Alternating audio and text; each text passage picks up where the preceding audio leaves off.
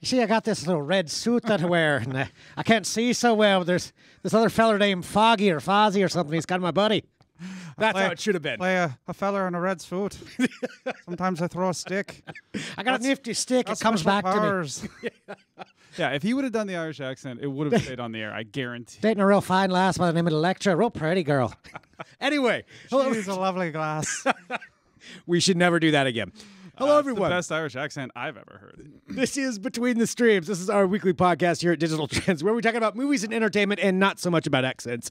We are broadcasting live on Facebook, YouTube, Twitch, Twitter, Periscope, all of them. We're here, broadcasting live, all the places, which means, though, since we are live, we can take your comments and questions as they come through. And today, we have so much entertainment to catch up on and so many things that we want to make you aware of. We're going to be talking about some Spider-Man. We got John Wick. We got Game of Thrones news, Ghostbusters news, Disney Plus news, lots of things to get to. I'm Greg Nibbler. Ryan Juanita. And what we're going to start off, though, talking about is one of the biggest trending stories in general in tech this week has been Netflix. Yes. Netflix and streaming services in general, but in particular, Netflix really making some news. Not all for good things, it seems like. For some people, it's a little bit upsetting. And the question I wanted to ask at the beginning is, if you saw this week, Netflix is planning to raise their prices. Yes. $1 to $2, I think, per tier.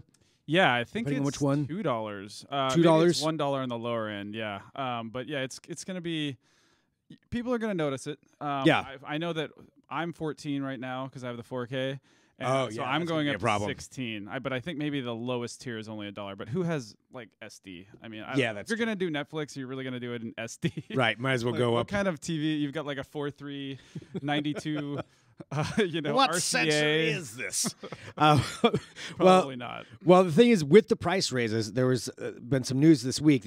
Somebody did a poll. I'm sorry, I don't have it pulled up in front of me, and this is just a kind of a guess. But that 8% of people plan on canceling their Netflix when the price happens. We'll see about that. And 8% of people where in the United States or in the global world where it's dominating. It's a good point. I think that's just U.S. and their major ads of subscribers are all globally. That's where they're really making up ground. Well, that's what I'm curious for people who are watching, and we're going to talk about just streaming services in general because Ryan's got a new article coming that is out now. But the question I want to ask is, will you cancel Netflix when the price raises? Is that just one stroke too many? You're like, you know what? You're taking away some programming. That's it. I'm out. Or are you going to stay with the service? Let us know what you think, and we'll bring in the comments here. But let's talk about your article. So let's explain what it is that you wrote, and I know there's been some controversy on some of it. A little controversy, meaning people really get just one very really worked up. Guy.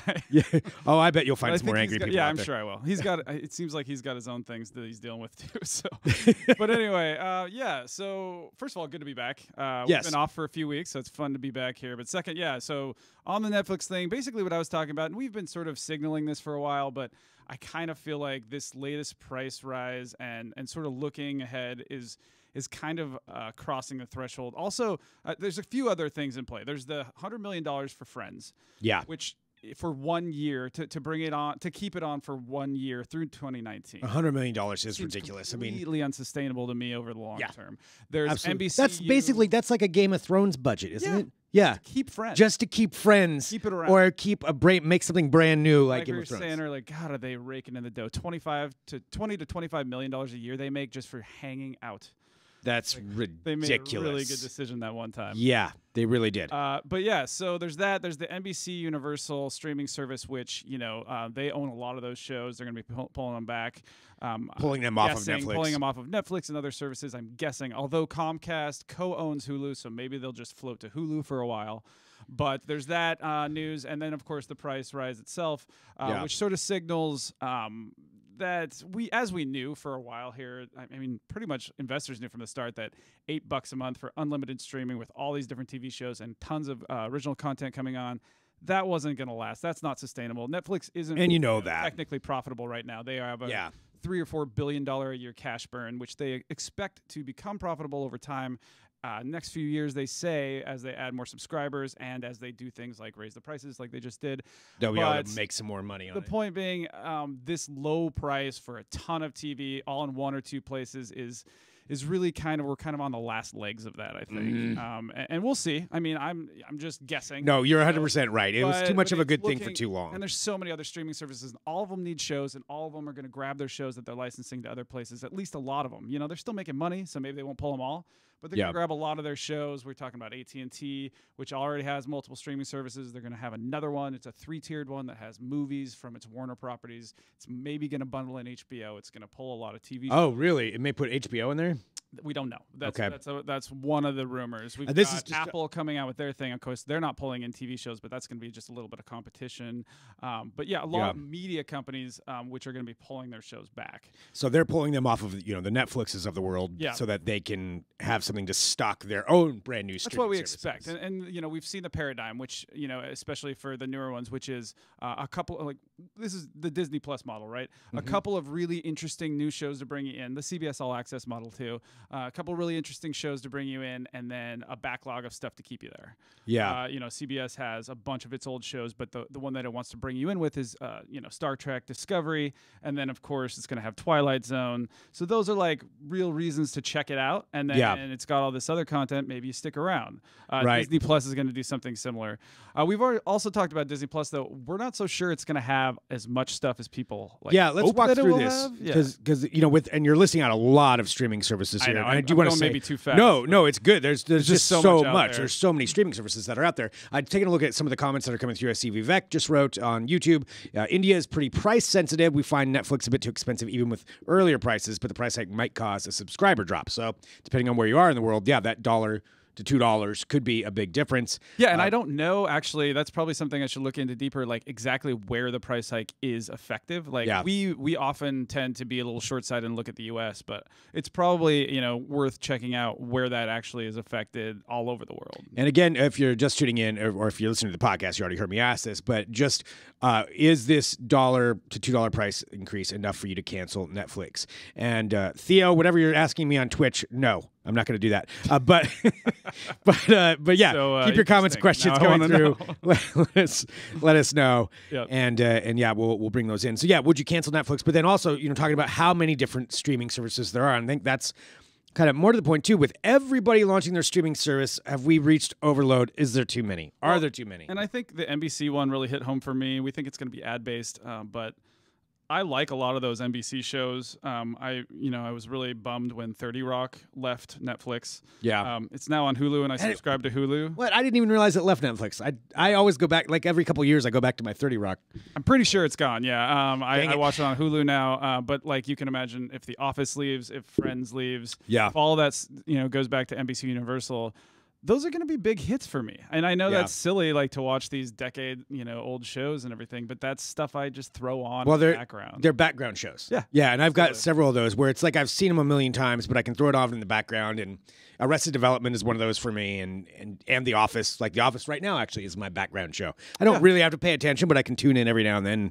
Work while it's on. Well, and they're hoping to keep us there with the Ozarks and the Stranger Things, and that kind of stuff. Which are good shows. Bird Box, obviously he was their big hit movie. Yeah. But I also wonder if people are going to say, this is too much. I'll do HBO for the month of Game of Thrones. I'll do Netflix when it finally ever brings back Stranger Things for that month, whatever that might be. Just start bouncing around, doing kind of the a la carte thing. Like, I watched that. Do them all. If there's 7 of them that you want. Yeah. I mean, that's 7 times $10. Let's be nice and say it's $10. It's probably going to be more for some and less for others. Mm-hmm. That's $70 plus your internet. At least. And then if you want to watch some live streaming, $25 to $40. If you want to watch like live TV content, live television, like sports, right? The sports games. Yeah. Well, I mean, if you want to watch that, for the love of God, do not say sport law. I hate that. Football games matches. So no, but I mean, if you do want to watch all of those, it's the price. Then we're back to what standard cable was. Yeah, that is the issue. And of course, there are probably other paradigms happening. Maybe it won't happen as quickly. Maybe it won't happen as bad. Maybe Disney will find a way to just make Disney Plus a loss leader and only charge you $5. But even so, you're talking about a lot of money going out the door if you want to subscribe to all these different places and get all these different shows. Taking a look, just a couple more things to chat. And we are going to get some actual entertainment news too that that's out. We've got lots of things to talk about. But Ty says I'll keep it for now. Nick says Nick must be in the UK. It already costs $10 per month for 2 screens in the UK. Yep. So raising the price even more off of that, like, is that going to be too much? Or are you gonna cancel it? And yeah, it's going to be a real interesting year, I feel like, with all these different services, because Disney Plus is going to launch this year.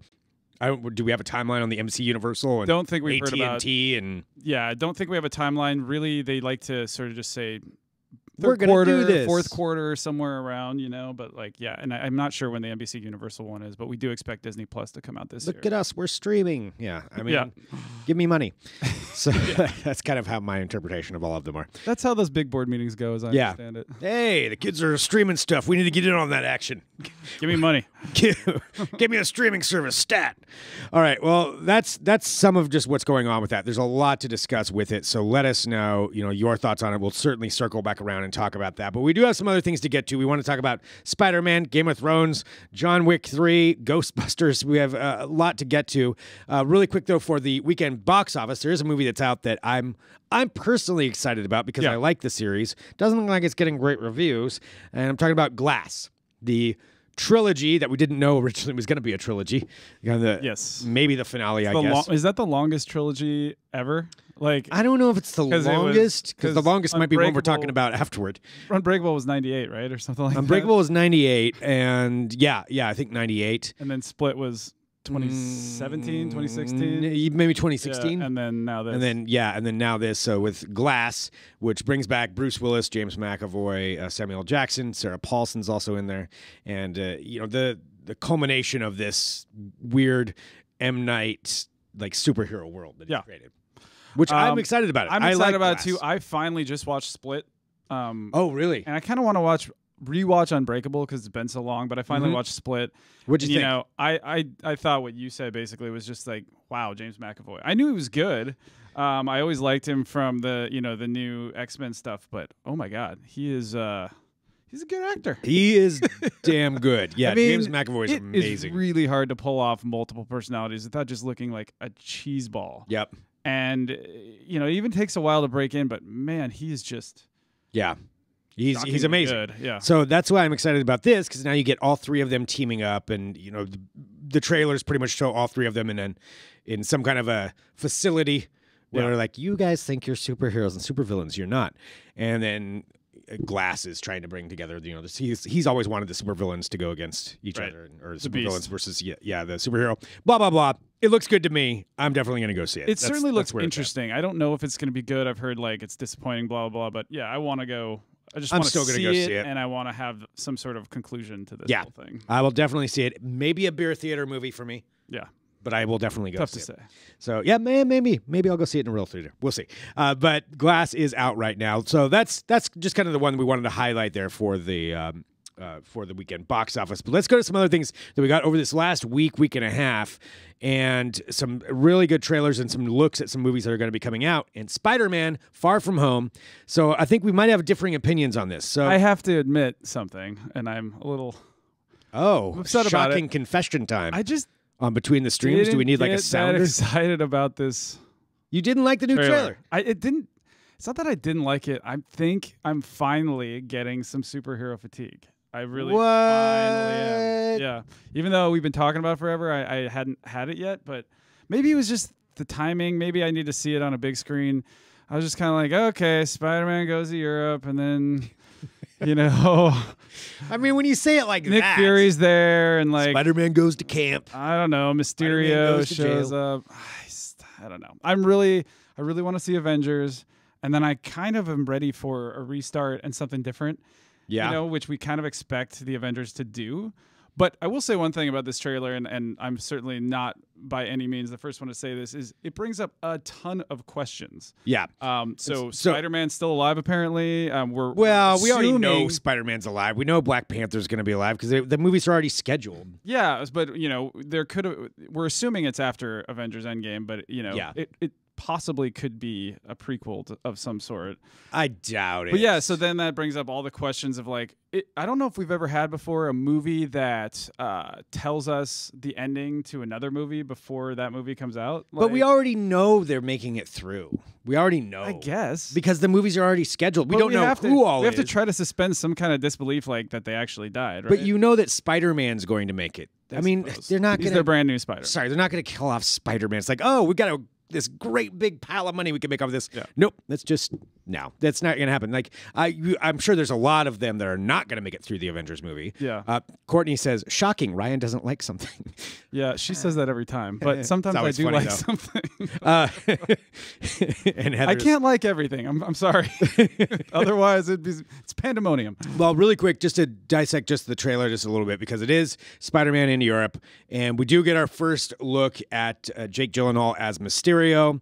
Vivek's asking, is Mysterio good or bad? I think he's going to end up being the villain, but I think it's a little questionable based on the trailer. The theory is that he is creating the bad guys to beat the bad guys so that people think he's the hero. I think this follows a comic book, artery, but... So he wants to be, he wants to be the hero, but he's actually creating the bad... Okay, just so he can beat them. Right. All right. Well, that's the theory. I don't know for sure. No, I like that. I think that's great. I mean, you've got that. You've got Vulture is back too.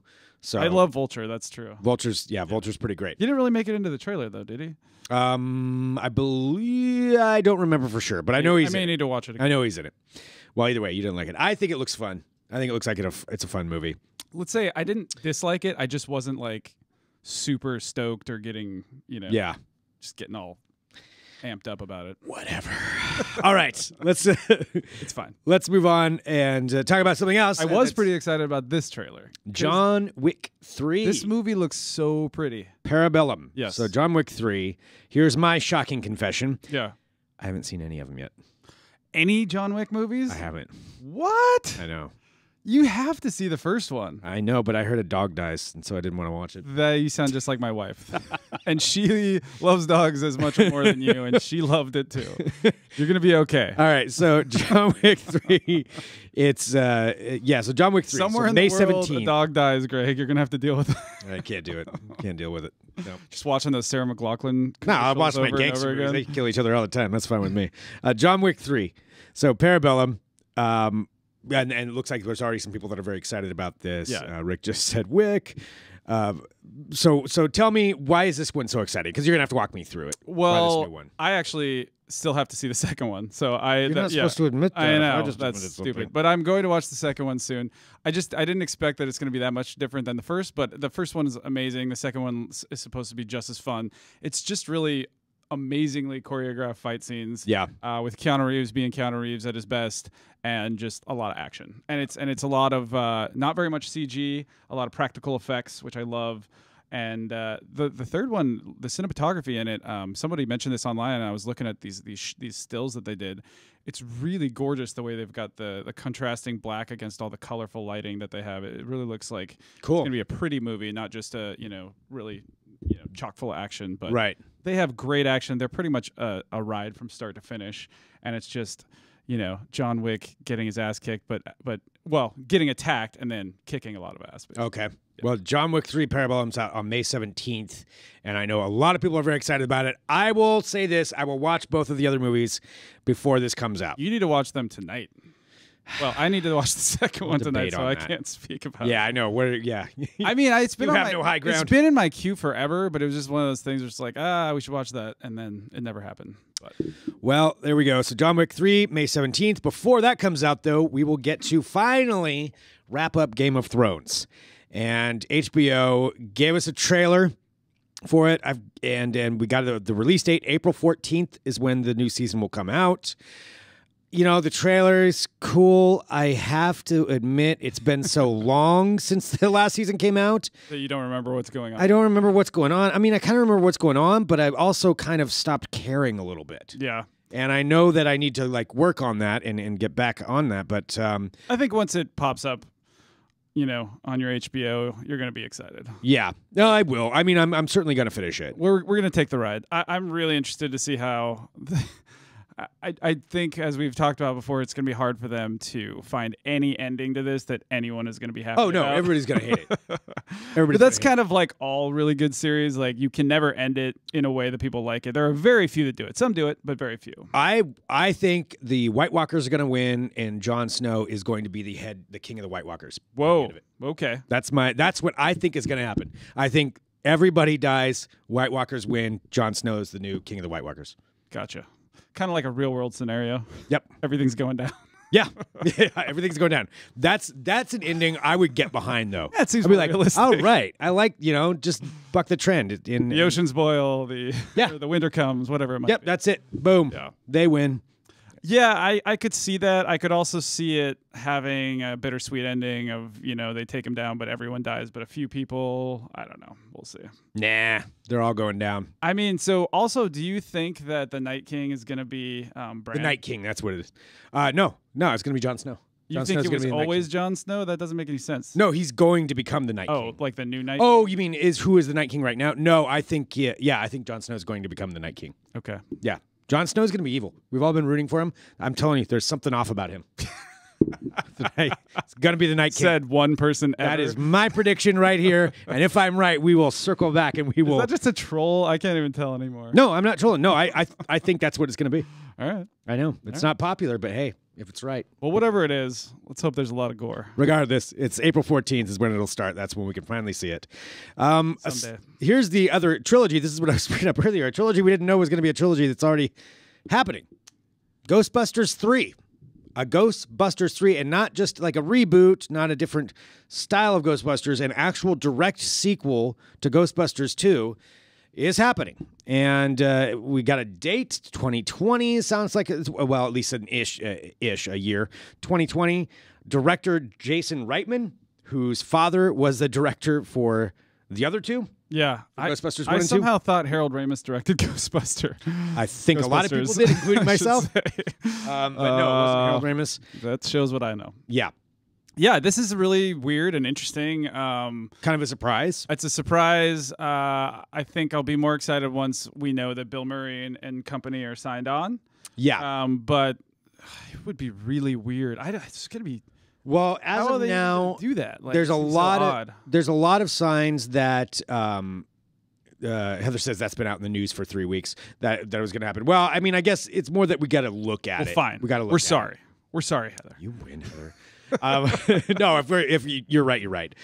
But I think some of the things though that we're finding out is it's heavily implied that Ernie Hudson and Dan Aykroyd at least are very much behind it and probably going to be in it. Yeah. Bill Murray's always the one that's a wild the 800 card number, doesn't have an agent. You got to basically, if you want to get Bill Murray in a movie, you have to be Wes Anderson's friend. Yeah.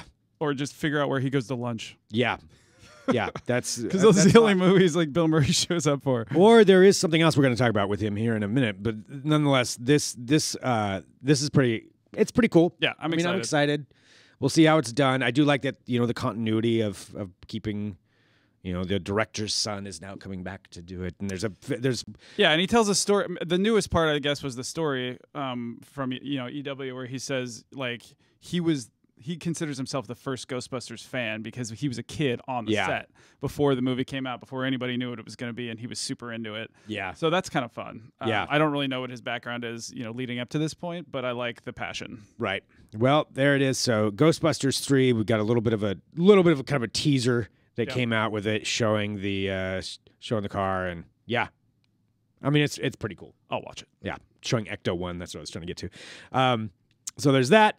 Let's talk about this Disney Plus rumor. Getting back to some superhero things. Like so the rumor that's going on. So big a rumor. Like it's very, very thin. It's the biggest rumor. Very thin. All right. Well, why don't you fill me in because I didn't actually know about it. Well, a publication called We Got This Covered indicates that they may be planning for an X-Men series on Disney Plus, but there's a lot of implications that it might not be even possible because Fox owned it, and there's like an antitrust thing with what it can do with its properties, I guess. Okay. How it can license them, I don't know. There's a whole big mess there. But for those who don't know, Disney bought Fox, most of its properties, aside from Fox News and a few other things, and so they kind of are co-owning these two companies at once, and now they own like all the X-Men properties that they can ostensibly bring into the Marvel, universe, the MCU. So there's this new rumor from this publication that, it could be possible that they bring in an X-Men series. Of course, FX already has The Gifted and one of our favorites, Legion. Yeah. So there's already some offshoot X-Men properties sort of at their disposal. But yeah, I think the real question is FCC and antitrust implications. It's a whole thing. Disney is becoming like the biggest thing in the universe. Disney owns by everything. owning Fox, by owning ABC, ESPN. It's just, and it's movie studios, it's animation studios, it's new streaming service, of course. It's channels, it's networks. And the streaming service is already going to have 2 standalone MCU series. We already know that. There's going to be a Loki series, and there's going to be a Falcon and Winter Soldier series. Well, and there's also probably going to a Scarlet Witch. Scarlet Witch and Vision series. Snooze alert. We'll see about that. I'm not excited about that one, really. But nonetheless, if you could get an X-Men series and somehow cross them over into it, yeah, I'm into that. Yeah, I think maybe the best thing that Disney could do for the X-Men franchise is to clean up the timeline a little bit. Yeah. And I was not a fan of that. It was a figure. Yeah. Days of Future Past kind of path. Sucked. Well, although, Logan is part of that too, and Logan was some altered timeline in that thing, and Logan's great. So, sometimes it's fun to be able to mess with the timelines. But I think it is very confusing as to where exactly we are in the X-Men world, and especially where does that fit into the MCU, the Marvel Cinematic Universe. So we'll have to see. Maybe Disney can bring some clarity there. Just a rumor right now, but I'm sure some of that stuff's going to shake out over this next year. So again, talking about the streaming services as everything kind of falls into place, and Disney owns us all. Something they could bring back, but we don't know if that's going to happen. But Netflix, for their Marvel side of things, we do have The Punisher Season 2, which is out today. Actually, you can watch it today. Nice. There's a final trailer that came out, I think, yesterday or last week, just before the announcement of the date. So, I like The Punisher. I have a hard time watching these MCU ones on Netflix now, just because I know they're all done. Yeah, but this is your jam. You're gonna enjoy I enjoy The Punisher, but now I know. There's nothing past this. Whatever, just because if it ends on a cliffhanger, then I'm going to be annoyed. Hopefully, it doesn't. Got Carnival syndrome, and I'm like, all right. I'll probably watch it though. Yeah, I'll probably watch it. The Punisher Season 2 with Jigsaw and all that stuff going on, so you can check that out. Something else Netflix did post this week. This is really interesting. This is very interesting. We've probably seen it by now. A new series starring Steve Carell called Space Force. It's like. Based on the upcoming Space Force. How did they? Somebody wrote down. How did they sell this? Steve Carell, Space Force. Yeah, you've got $20 million sold. Yeah, and I guess Carell's going to get $1 million an episode for this thing. Yeah, that's not bad. Yeah. It's kind of interesting. It's a weird idea, obviously based on this kind of off the cuff thing that Trump said. Well, it's happening. I mean, it's being created. Yeah. I mean. There's always questions, though, because then you hear from like the Secretary of Defense or the Pentagon. They're like, we don't know what he's talking about. Well, that's true, too. That could be part of it. So it's happening as a okay. It doesn't really... The series is happening. It doesn't have the same weight as it used to. But yeah, the series is definitely happening. And what I was going to say is it's weird because Steve Carell kind of doesn't do comedy anymore. Really, he does like these super serious roles, and he's really good in them. He's one of those crossover comedians that turns out he's a killer actor. Well, but it'll be fun to see him doing something zany again, if in fact that's what this is. And he co-created this series, Space Force series, with the former with Greg Daniels, and Greg Daniels, genius. Yeah. So whenever this comes out, I think it's gonna be a hit. I mean, it's gonna be great, and it's just about the organizing Space Force, and then they're battling Chinese and Russian versions of Space Force, and it looks. You love to say Space Force. Space Force. Space Force. It's fun to say. I like it. Space Force. All right, so there's some of the news. A couple other things here that we've got before we come back to the top, and then we'll kind of wrap up and just once again talk about the streaming services. Another thing that I'm very excited about, and I'll just talk about this briefly, in case you don't know, The Many Saints of Newark. The Many Saints of Newark is the Sopranos prequel movie that HBO is working on right now, and we're slowly finding out more things, and they did announce some more cast members. So speaking of The Punisher, John Bernthal and Vera Farmiga, both cast in The Many Saints of Newark, Sopranos prequel. Great. Yeah, No, okay. she's awesome. I can never remember. Both her of them name, are great. Yeah, she's really good. Yeah, both of them are great. I mean, he would play an amazing gangster, I'm sure. He seems. Yeah, I love The Sopranos. It's probably my favorite series of all time. So this is pretty exciting for me. Yeah, and it'll be a period piece, so that should be fun to watch. Yeah, set in the 70s. 70s with the cars and man, it'll be the fun. Johnson brothers. All right, anyway, it'll be sweet. It's gonna be great. So there's that. Another streaming service news. Just since, in case you forgot, we did mention that Apple is making a big push into original content as well with their upcoming streaming service, and they've signed on a lot of big actors, including Steve Carell. But this is for something else. This is for a movie called On the Rocks, starring Bill Murray. Yeah, they got Bill Murray. Yep, they got Bill Murray. Bill Murray, Sofia Coppola, and Coppola. Sorry, I'm reading too much at once. Sofia Coppola and Rashida Jones. Yeah, all part of that. So yeah, a little reunion for Murray and Coppola, and yeah. I guess they were all working together on the Very Merry Christmas special too. So yeah, they did. Yeah, they did that in 2015. So now back together, and yeah, it'll be cool. one of those indies. It'll probably be really good. Yeah, I'll watch it. A24, they make good stuff. A24, yeah, that is the. But how are you gonna watch it? Is it gonna be on? I don't know. I probably phone won't watch it. I just said that I probably won't. Yeah. I mean, it's like Apple, so it's gonna be interesting how we watch it. Yeah. Yep. Well, we've got that CBS's streaming service. Yes. Star Trek Discovery Season 2 just started yeah. with the return of Spock, but we do have more confirmation that there's going to be a spinoff starring Michelle Yeoh with her role as Philippa Giorgio. I haven't watched this, so I'm probably pronouncing that wrong because I haven't subscribed to CBS All Access yet. It hasn't been enough to get me on there. Once Twilight Zone comes on, I'll do it. Twilight Zone will get me on there. But anyway, she's getting her own spinoff, so that's cool. I mean, she plays a pretty cool captain, so it should be fun. It's a good idea. But just kind of a confirmation on that will be happening. And then they also still have the Star Trek The Next Generation spinoff with Jean-Luc Picard returning too. That's the other one that might get me in. Now that might awesome get me as in. well, because I'm a big Patrick Stewart fan. Yeah. All right, a couple of final things that we just wanted to bring up that you can watch this weekend if you so feel like it, and then we'll come back up to our streaming service thing. Yeah. I wanted to bring up that Futureman Season 2. Season 2 is now on Hulu, so you can stream it. And if you haven't watched the first season, I mean, it's a goofy series. It's so goofy. It tries so hard to be dirty that like sometimes it throws me off. But it goes over the top. It's great. I don't even know if I can say this. One of the episodes that's like next up in my queue is called A Blowjob Before Dying. Yep. That'll give you some indication of what this series is like. Yep. But so, executive producer Seth Rogen, if that explains it. Josh Hutcherson. It's got time travel. It's comedy and action. It's a very fun mix of both. I would say you'd probably want to watch the first season before watching the second season. It's not going to make any sense.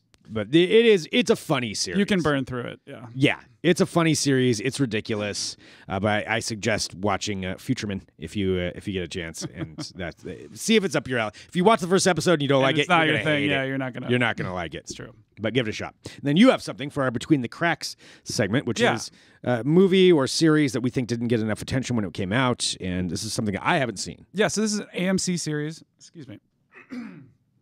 AMC series that I had just heard about online, and I went and watched a couple episodes of it. The big seller for me on this one is the cast. The cast is just fantastic. It's a lot of people you may not know, but they really act the hell out of it. But basically, here's the thing. I don't want to give too much away because I think it's really good to go in totally blind on this. Okay. So let me just say it's Wyatt Russell, who plays kind of a beach bum surfer dude who has an issue going on. And Wyatt Russell, for those who don't know, he used to be a hockey player, but he's been an actor in a few things. And his most memorable role that I know him from is in Everybody Wants Some, which is the pseudo sequel to Dazed and Confused. Dazed and Confused, thank you. And he plays the stoner dude who is on the baseball team, and then they find out he's 30. It's a college baseball team, and he gets kicked off, but everybody loves him. So he plays sort of the lead role, but it's a great ensemble cast. There are elements, I think anyway, because I haven't gotten that deep. I think there are supernatural elements. There's a big mystery going on. It's a lot about sort of life in Southern California for people that are kind of struggling. Mm-hmm. And that's as much as I want to say. It's just really interesting. Somebody wrote, it's just the right kind of weird. I think that's a pretty good statement. I want to check it out. And Wyatt Russell is, really good in it. He's just really likable. And Okay. I think the whole cast around him is great too. And I'm sorry, where was it streaming again? Sorry, it's on Hulu. It's on Hulu. Yeah, it's an AMC show, but the first season is now on Hulu. On Hulu. Yeah. Okay, so you can check that out. Well, Futureman season 2, and then watch some Lodge 49. Hulu it up. Yep, Hulu Town. All right, well, that's what we have for that. Just kind of circling back around at the top, we were talking about Netflix and that entire article, and I really suggest taking a look at Ryan's article at digitaltrends.com. But don't yell at me. But, I mean... Or do. Comments. You can send all emails to Greg afraid. Nibbler at Digital Trends. Oh, I see the comments. I read the comments every day for Digital Trends Live. I see them. But yeah, I mean, it's pretty interesting. Lee just chiming in for the longest time. Everyone wanted cable a la carte. Now we are getting it, and we are complaining about the cost. And you're right. You're right to an extent. Yeah, I'm not even saying that we're right to be mad. I'm just saying like the fun times where it was like almost nothing to get a ton of TV on one streaming service are just not going to be around much longer. It's kind of leaving. Yeah. So something to think about. We'll see where it goes this year with all of the different other streaming services that are popping up. I should clarify that. Not a ton of TV, a ton of TV from multiple places. Yeah. It's just all going back home. Yeah. So there's going to be 19 different streaming services you have to get all the stuff that we're getting now. Yep. We'll see where that goes. I do want to say thank you to everybody who's tuning in to Between the Streams. Next week, I know Ryan has an interview. Yes, we will be interviewing Daredevil's Charlie Cox. Yes, indeed. Also a movie star in his own right and has a lot of cool projects. Yeah. So yeah, that's going to be fun. Yeah, so we'll have an interview with Charlie Cox coming up, and follow along with Between the Streams. Hit subscribe wherever you listen to podcasts. Just go to your podcast platform right now, type in Digital Trends, and just hit subscribe. Or even on Spotify. Or Spotify, hit subscribe.